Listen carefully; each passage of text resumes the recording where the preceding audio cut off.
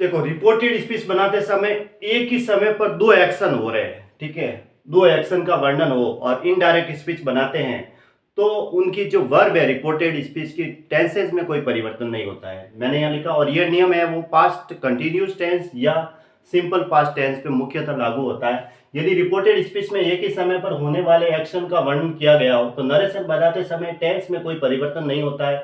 यह नियम मुख्यतः सिंपल पास्ट टेंस तथा पास्ट कंटिन्यूस टेंस में लागू होता है। He said the students were fighting each other when the teacher entered the class। मतलब उसने कहा कि स्टूडेंट एक दूसरे से फाइटिंग कर रहे थे जब टीचर ने क्लास के अंदर प्रवेश किया।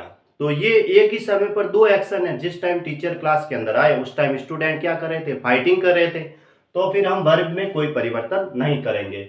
अब इसका इनडायरेक्ट स्पीच कैसे बनाएंगे, ही सेड का ही सेड लिखा जाएगा और दैट इन्वर्टेड कॉमा हटा के दैट। अब द स्टूडेंट है सब्जेक्ट तो द स्टूडेंट लिखेंगे, द स्टूडेंट्स,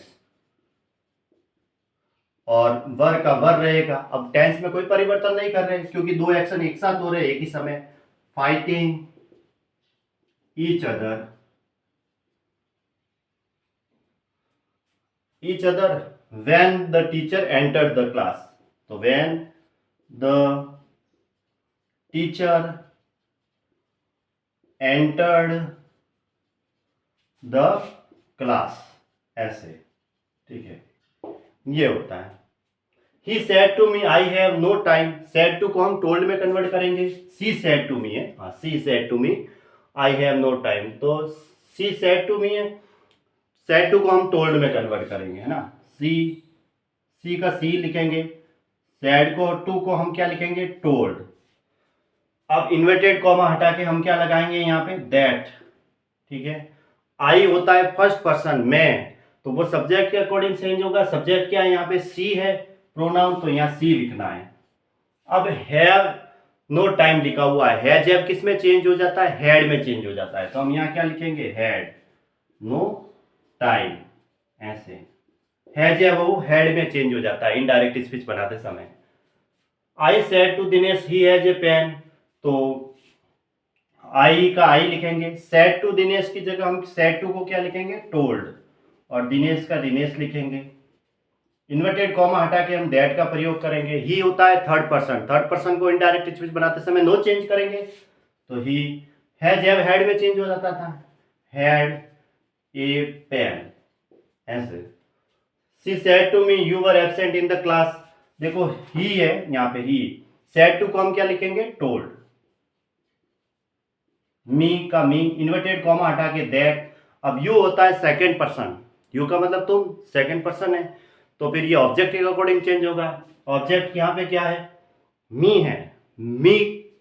अब यहाँ पे यू है वो सब्जेक्ट के तौर पे काम कर रहा है, तो मी का ऑब्जेक्ट सब्जेक्ट नॉमिनेटिव केस क्या होगा, आई, क्योंकि ये तो ऑब्जेक्टिव केस है, तो आई।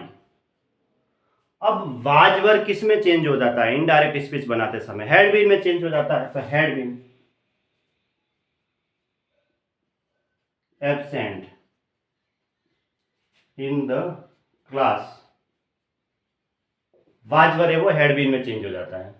और Meera said to Radha you are my best classmate, है ना, तो मीरा टोल्ड लिखेंगे राधा इन इनडायरेक्ट स्पीच में। मीरा सेड टू को हम टोल्ड में कन्वर्ट करेंगे और राधा लिखेंगे, है ना। इन्वर्टेड कॉमा हटा के दैट का प्रयोग करेंगे। यू होता है सेकंड पर्सन, सेकंड पर्सन होता है, तो सेकंड पर्सन ऑब्जेक्ट के अकॉर्डिंग चेंज होगा। ऑब्जेक्ट क्या है यहाँ पे, राधा है, राधा के लिए नॉमिनेटिव केस क्या लगेगा, प्रोनाउन के तौर पे राधा किसी लड़की का नाम हुआ तो सी आएगा, सी। अब आर है यहाँ पे, देखो ईजेएमआर वाजवर में चेंज होते हैं, सी सिंगुलर है तो फिर क्या लगेगा, वाज लगेगा, सी वाज। अब माई क्या है, पजेजिव प्रोनाउन, है ना, पजेजिव है, जो भी पजेजिव के तौर पे, तो अब माई होता है फर्स्ट पर्सन का पॉजिटिव है, फर्स्ट पर्सन होता है वो सब्जेक्ट के अकॉर्डिंग चेंज होगा। सब्जेक्ट यहाँ पे मीरा ही दे रखा है, उसका पॉजिटिव क्या होगा, मीरा के लिए प्रोनाउन सी लगता है तो उसका पॉजिटिव हर होगा, हर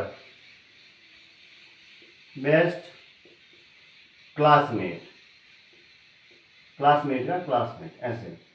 ये हो गए इसके इनडायरेक्ट स्पीच, ऐसे बनाने होते हैं।